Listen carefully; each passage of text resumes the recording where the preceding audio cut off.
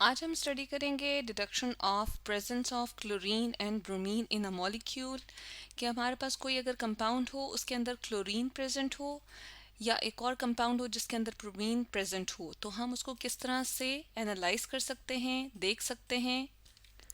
तो किसी भी मॉलिक्यूल में जो कि हमारे पास ऑर्गेनिक मॉलिक्यूल हो, जिसे हम कहते हैं कि हमारे पास वो कार्बन हाइड्रोजन के दरमियान में उनके बॉन्ड मौजूद होता है और वो उनका ओरिजिन जो है यानी कि वो किससे बने होते हैं, वो लिविंग थिंग्स से बने होते हैं। तो उसको हम डिटर्मिन करते हैं कि उसके अंदर आया क्लोरीन मौजूद है या कोई ऐसा कंपाउंड जिसके अंदर ब्रोमीन मौजूद है। तो उसके लिए हम क्या यूज़ करते हैं, मैस स्पेक्ट्रोमीट्री।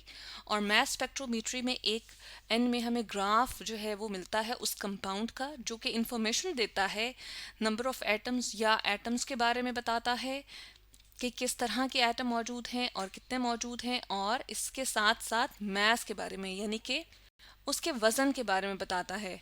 जैसे कि इससे पहले भी हमने एक वीडियो में देखा था जिसमें हमने डिटेक्ट किया था कार्बन नंबर को। किसी भी मॉलिक्यूल में हमारे पास जो अगर कार्बन मौजूद है तो उसको हम किस तरह से डिटेक्ट करते हैं। तो हमारे पास दो पीक्स आ रही थी, एक उस मॉलिक्यूल की अपनी मॉलिक्यूलर आयन पीक आती है और एक जो है M+1 जो कि कार्बन 13 की वजह से आती है। तो वो जो दो पीक्स थी, हम कहते थे कि हमारे पास दो तरह के कार्बन जो है वो अवेलेबल होते हैं इस यूनिवर्स में, इस दुनिया में। हम कहते हैं कि कार्बन 12 और कार्बन 13 मौजूद है। कार्बन 14 की हम बात नहीं करते क्योंकि वो रेज को इमिट करता है, रेडियो एक्टिव होता है, जो कि ख़तरनाक है, ख़तरनाक शुआएं अपने अंदर से निकालता है। तो इसलिए इन दो आइसोटोप्स को हम स्टडी करते हैं उन पीक्स के अंदर भी। बिल्कुल इसी तरह से हम क्या देखेंगे, यहाँ पर क्लोरीन के आइसोटोप्स की भी बात करेंगे। अब क्या होता है, ये दोनों जो हैं ये हैलोजेंस हैं। हैलोजेंस के अंदर हम एक स्पेसिफिक पैटर्न देखेंगे जिसको हम कहते हैं आइसोटोपिक पैटर्न। आइसोटोप्स क्या होते हैं, हमारे पास एक पीरियोडिक टेबल है। यहाँ पर पीरियोडिक टेबल एक ऐसा टेबल होता है जिसमें हमने एलिमेंट्स को इनके एटॉमिक नंबर के अकॉर्डिंग अरेंज किया हुआ है, यानी कि इनके अंदर जो हमारे पास न्यूक्लियस होते हैं एटम के, उसके अंदर मौजूद प्रोटॉन की तादाद के मुताबिक हमने सेट किया हुआ है। तो अगर हम हेलोजेंस को देखें तो ये 17 ग्रुप है जिसमें फ्लोरीन, क्लोरीन, ब्रोमीन, ये वाला ग्रुप हमारे पास हेलोजेंस की फैमिली कहलाता है। इसमें से हम क्लोरीन और ब्रोमीन इन दोनों के आइसोटोप्स को हम स्टडी करेंगे और पीक्स के अंदर देखेंगे और इस तरह से डिटरमिन कर लेंगे कि किसी कंपाउंड में क्लोरीन मौजूद है और उसके आइसोटोप्स मौजूद हैं, और इसी तरह से ब्रोमीन और इसका एक और आइसोटोप होता है जो कि नेचर में पाया जाता है। आइसोटोप्स इसलिए कहते हैं कि उनका एटॉमिक नंबर एक जैसा होगा, यानी कि उनमें मौजूद प्रोटॉन की तादाद एक जैसी होगी। इसलिए पीरियोडिक टेबल में हम क्लोरीन दो दो नहीं देख रहे बल्कि एक ही क्लोरीन लिखा हुआ नजर आ रहा है, तो उनकी सेम पोजीशन होती है। आइसो का मतलब होता है सेम और टॉप्स का मतलब होता है पोजीशन। तो इनकी पीक्स के अंदर भी हम क्या देखेंगे, एक आइसोटोपिक पैटर्न देखेंगे। अगर हम बात करें जो क्लोरीन के दोनों आइसोटोप्स हैं तो वो नेचर में किस तरह से एग्जिस्ट कर रहे होते हैं, तो वो हमारे पास इस तरह से होते हैं कि 75% जो है क्लोरीन 35 जिसका मैस 35 है, और एक और क्लोरीन का आइसोटोप होता है जिसका मैस है 37, वो 25% मौजूद होता है। अब यहाँ पर हम दोनों आइसोटोप्स ले आए हैं, यानी कि क्लोरीन 35, इनके एटॉमिक नंबर सेम होंगे, यानी कि इनमें मौजूद प्रोटॉन की तादाद सेम होगी, और नंबर ऑफ इलेक्ट्रॉन्स जो इसके शेल में ये घूम रहे होते हैं, ये वाले ये इनके इलेक्ट्रॉन्स हैं, इन पे नेगेटिव चार्ज होता है। तो इलेक्ट्रॉन्स देख रहे हैं दोनों के कितने हैं, 17 हैं। जैसे पहले शेल में 2 इलेक्ट्रॉन होते हैं, नेक्स्ट वाले शेल में ये 8 इलेक्ट्रॉन हैं, और उससे नेक्स्ट वाले शेल में हम देखें तो 1 2 3 4 5 6 7 इलेक्ट्रॉन, दोनों के 17 इलेक्ट्रॉन और 17 ही प्रोटॉन प्रेजेंट है। तो इसमें फ़र्क सिर्फ इतना है कि एक में 18 न्यूट्रॉन होते हैं न्यूक्लियस के अंदर और दूसरे में जो है वो 20 न्यूट्रॉन होते हैं। तो इस वजह से एक का जो है वो मैस 37 आ जाता है और दूसरे का 35 होता है। अब 35 वाला जो है वो नेचुरली ज़्यादा मौजूद है, यानी कि अगर हम नेचुरल अबंडेंस की बात करें, किस तरह से वो नेचर में प्रेजेंट है, कितने परसेंट प्रेजेंट है, कितनी उसकी परसेंटेज पाई जाती है, तो वो है 75%, यानी कि वो 37 वाले आइसोटोप से ज़्यादा है। एक ही क्लोरीन के दो तरह के हम कहते हैं कि इनकी शक्लें हैं। एक का मास 35 है और दूसरे का 37 है। 37 वाला क्लोरीन कम मिकदार में है और जो 35 वाला है वो ज़्यादा मिकदार में है। अब होता क्या है कि जब इनके मॉलिक्यूलर आयन के रीजन्स बनते हैं या स्पेक्ट्रा बनता है तो उसमें हेलोजेंस अपना बिल्कुल ये आइसोटोपिक पैटर्न रिपीट करते हैं। आइसोटोपिक पैटर्न रिपीट करने का मतलब क्या है कि जिस तरह से ये नेचर में पाए जा रहे हैं कि एक की हम देख रहे हैं परसेंटेज ज़्यादा है 75% है और दूसरे की हम देख रहे हैं 25% है, तो बिल्कुल इसी तरह का पैटर्न हम एक्सपेक्ट कर रहे हैं कि इनके जो मैथ स्पेक्ट्रा हैं उनके अंदर आएगा, क्योंकि वो नेचुरली ही इस तरह से अकर कर रहे हैं या प्रेजेंट हैं। तो इनकी अबंडेंस के अकॉर्डिंग, इनकी नेचुरल परसेंटेज के अकॉर्डिंग ही इनकी पीक्स के बनने के चांसेस होते हैं।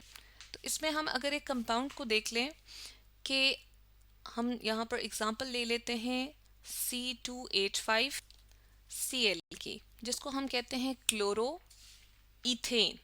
C2 अगर कार्बन एटम दो हों तो इसको हम कहते हैं इथेन, और ये ऑर्गेनिक मॉलिक्यूल है क्योंकि इसमें हमें कार्बन भी नज़र आ रहा है, हाइड्रोजन भी नज़र आ रहा है, और इसका ओरिजिन जो है यानी कि कहाँ से मिला होगा, ये लिविंग ओरिजिन से निकला होगा। अब इस ग्राफ के अंदर एक एक्स एक्सिस है और एक ये वाई एक्सिस है। वाई एक्सिस पे इनकी परसेंटेज होती है कि कितनी मिकदार में इनका m/z वैल्यू के अकॉर्डिंग उसकी क्वांटिटी मौजूद है। और जब हम नेचुरल आइसोटोप्स की बात करते हैं तो हम पहले बता चुके हैं कि क्लोरीन के एक तो 35 है हमारे पास क्लोरीन जिसका मास 35, वो 75.78 यहाँ पर हमने इसकी पॉइंट्स में भी रेशो लिख दी है या परसेंटेज बता दी है, और 37 वाला जो है वो 25% होता है।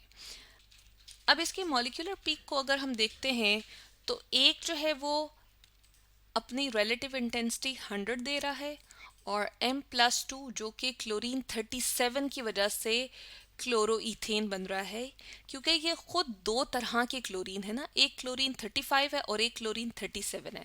तो बिल्कुल इसी तरह से क्लोरोईथेन भी एक क्या होगा, 35 वाला क्लोरीन लेके बैठा होगा और एक क्लोरोईथेन में 37 वाला मौजूद होगा। तो एक मॉलिक्यूलर पीक m वाली ये खुद है जो कि 100 पे हमें वैल्यू दे रही है, और दूसरे की अगर रिलेटिव इंटेंसिटी हम देखते हैं तो 37 वाले की कितनी आ रही है, 33।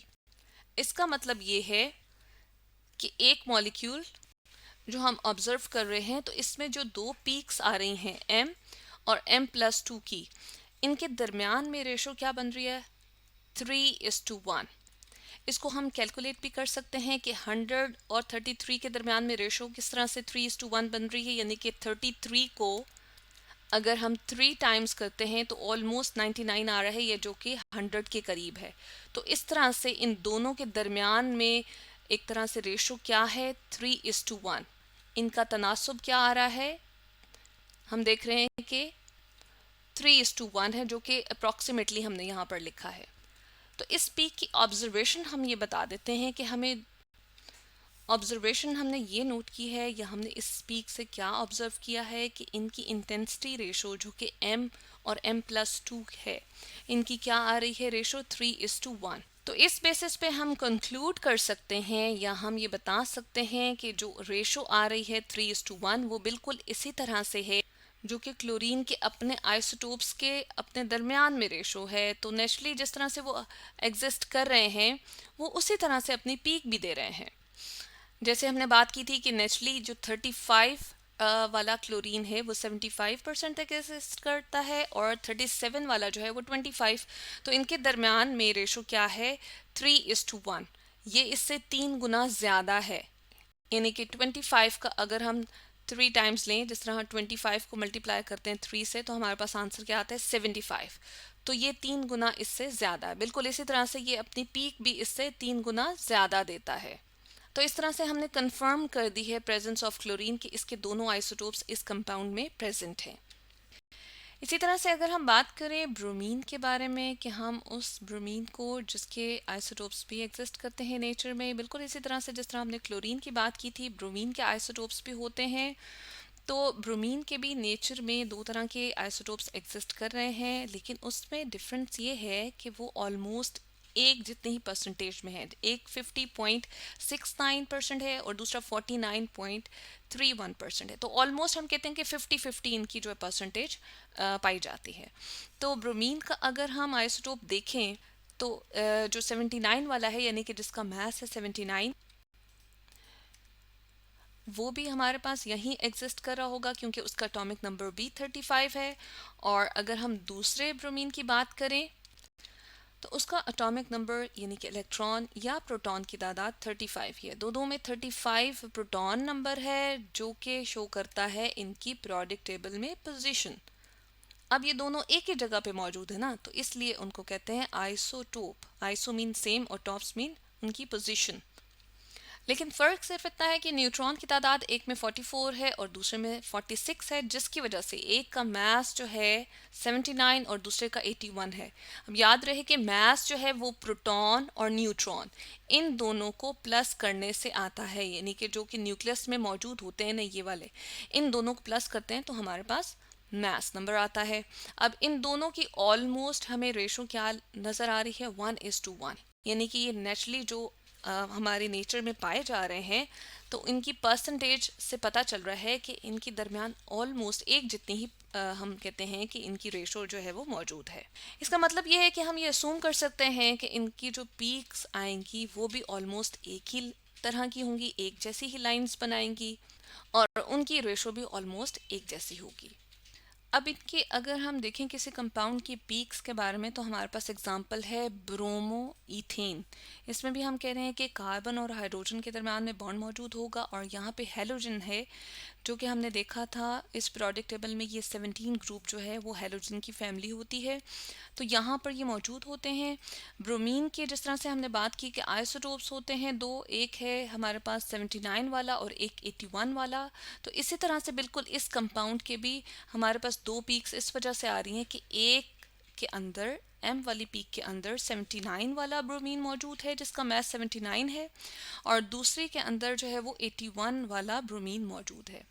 ये मास टू चार्ज रेशो हम वाई एक्सिस एक्स एक्सिस पे शो करते हैं, यानी कि इनके मास और चार्ज के दरमियान में जो रेशो होती है, और ये इनकी रिलेटिव इंटेंसिटी है, यानी कि कितने परसेंटेज तक ये मौजूद होती हैं। तो ऑलमोस्ट हमें देखिए नज़र आ रहा है कि इनकी पीक्स जो है वो ऑलमोस्ट क्या है, बराबर है। इसका मतलब ये है कि हम ऑब्जर्व ये कर रहे हैं इस वाले स्पेक्ट्रम से कि दो पीक्स हैं जो कि m और m+2 से हमने सेपरेट की हुई हैं, इससे हमने लेबलाइज किया हुआ है, और इन दोनों की इंटेंसिटी की रेशो क्या आ रही है, 1:1। और इससे हम कंक्लूड क्या करेंगे, हम ये कंक्लूजन निकालेंगे कि जिस तरह से इनकी पीक की आपस में रेशो 1:1 आ रही है, बिल्कुल ये कंफर्म कर रहे हैं इनके आइसोटोपिक पैटर्न को भी कि ब्रोमीन नेचर में या इस मॉलिक्यूल के अकॉर्डिंग भी हमारे पास अपनी अबंडेंस के अकॉर्डिंग मौजूद है, यानी कि नेचुरली जिस तरह से वो एग्जिस्ट कर रहा होता है। 79 वाला भी 50% है और ऑलमोस्ट BR जो 81 मैस वाला है वो भी इसकी परसेंटेज जो है वो इसके बराबर ही है। तो नेचर में दोनों ऑलमोस्ट इक्वली एग्जिस्ट कर रहे हैं, इसीलिए ये जो हमें इस कंपाउंड के अंदर पीक्स डिटर्मिन हो रही हैं, जिससे हम कंफर्म कर रहे हैं कि इनके अंदर ब्रोमीन के दोनों आइसोटोप्स मौजूद हैं और वो इक्वल परसेंटेज में या इक्वल आइसोटोपिक पैटर्न हम इसमें ऑब्जर्व कर रहे हैं अपनी अबंडेंस के अकॉर्डिंग, अपनी नेचुरली एग्जिस्टेंस के अकॉर्डिंग, जितना वो एग्जिस्ट कर सकती हैं अपनी परसेंटेज जो नेचर में उनकी पाई जाती है उसके अकॉर्डिंग वो प्रेजेंट हैं। तो इस तरह से मास स्पेक्ट्रम देखते हुए हमने क्लोरीन और ब्रोमीन और उनके आइसोटोप्स को कंफर्म किया है किसी भी मॉलिक्यूल के अंदर।